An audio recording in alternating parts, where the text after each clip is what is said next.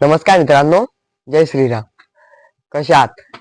आज मला लागले भाऊ काकड भूक आणि मला समजलं की आपल्या गावात होता भाऊ मंगळवार. आज मग आपल्या घरी आहे चिवडा, तर चला म्हटलं भेल करू. तर तुम्ही हा पूर्ण ब्लॉग बघून जा. भेल करायसाठी जे जे सामान लागते ते मी काढून ठेवले. सगळ्यात पहिले चिवडा काढून ठेवला, त्यानंतर मुरमुरे पण काढून ठेवले, त्यानंतर टोमॅटो काढून ठेवलं, त्यानंतर निंबू पण काढून ठेवलं आणि त्यानंतर पावशी काढून ठेवली की चिऱ्या गिऱ्याला समजा काही काम पडलं.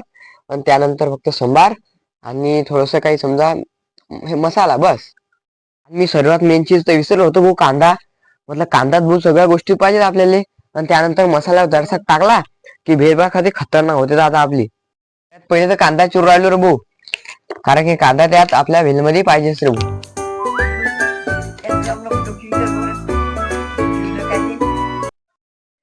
आता टमाटर चिरून राहिलो, कारण की टमाटर आपल्या ह्याच्यात भेलात पाहिजेच, कारण की भेलानं मग टमाटरनं एकदम एक खतरनाक वाली चव लागते. तर चला फटाफट फटाफट टमाटर चिरतो मस्त. पहिले तर निंबू पिवतो भुईच्या, काय निंबू काय होते आपल्या माहिती काय, आंबट लागते थोडस.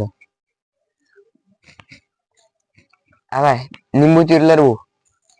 आता मस्त याच्यात चवी पुरतं आपलं काय टाका लागते, मीठ टाका लागते, थोडस मीठ टाकतो.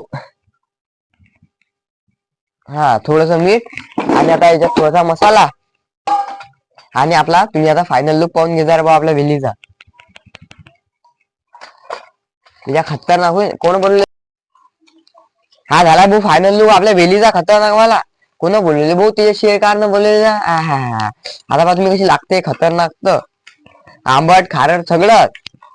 बस आता चला बोला भेलगी खाऊ मस्त. आला खतरनाक आली, काय इतके सुपर झाले बे, इतके खतरनाक. कोणा बोललेले त्याचे शेरकार.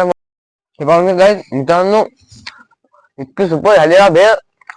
मला वाटलं नव्हतं की मी इतके सुपर करू शकतो, कारण की मी पहिल्यांदाच नाही पण खतरनाक वाली गेली.